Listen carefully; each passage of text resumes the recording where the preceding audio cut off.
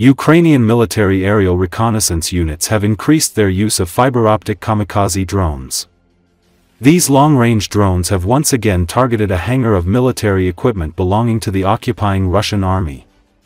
The successive strikes destroyed several tanks, including T-80 and T-72 tanks, each worth at least $2 million, military vehicles and other armored combat vehicles, as well as ammunition.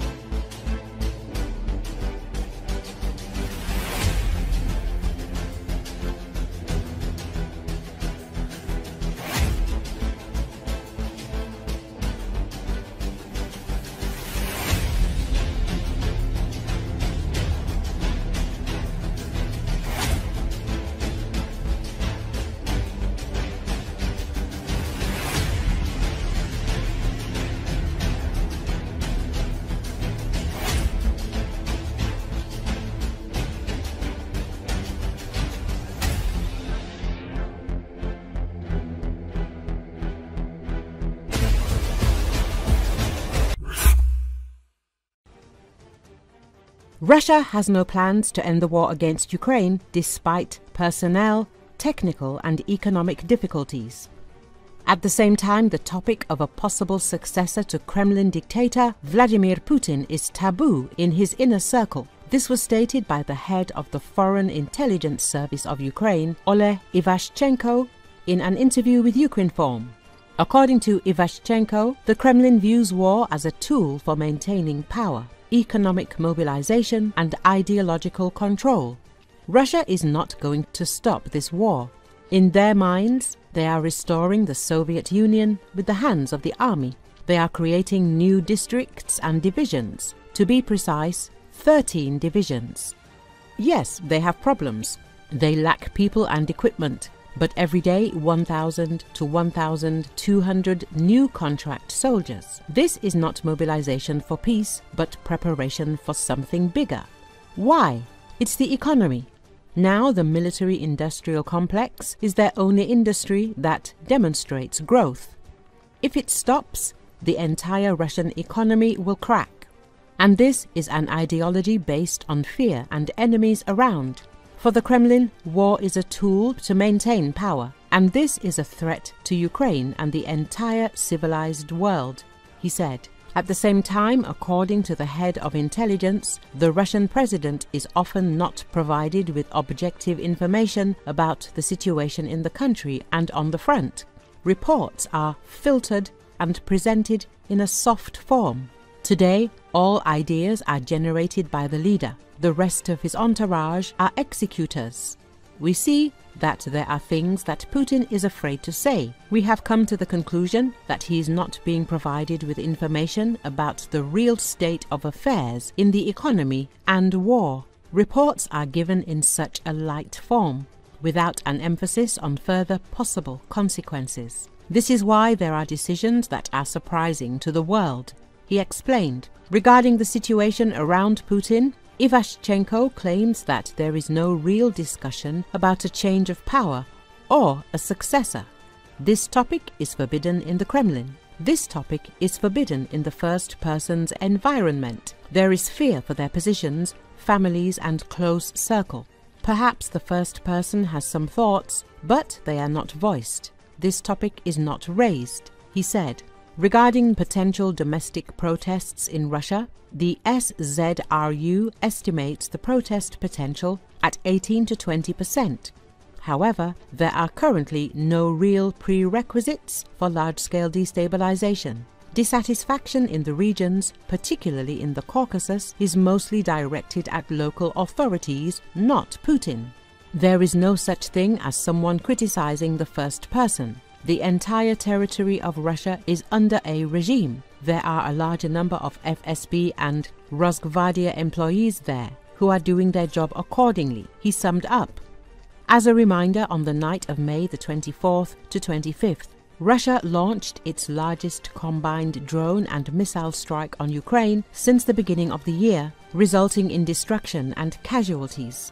In this way, the Kremlin, against the backdrop of its own aggressive rhetoric statements and excessive US pessimism about the situation on the front lines, is trying to undermine the morale of Ukrainians and convince the West of the inevitability of Russia's victory and the futility of supporting Kiev.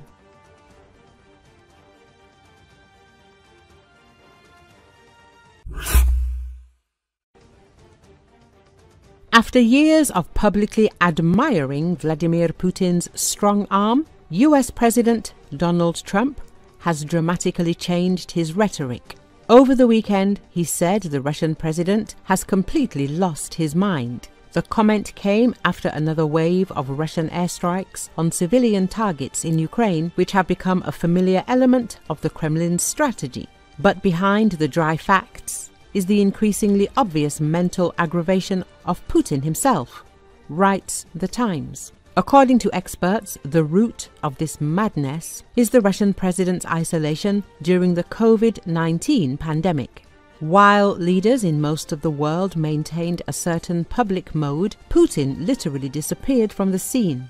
He spent up to 2 years in his residence at Novo-Ogarevo outside Moscow, avoiding any contact with even the highest officials. The residence was equipped with disinfection tunnels, and visitors, including veterans, had to undergo 2 weeks of isolation before the meeting. All of this limited Putin's communications to a tight circle of security officials led by Nikolai Patrushev, the man who propagated conspiracy theories about a US invasion, animal marriages in Europe, and the evacuation of Western elites to Siberia because of a supervolcano eruption.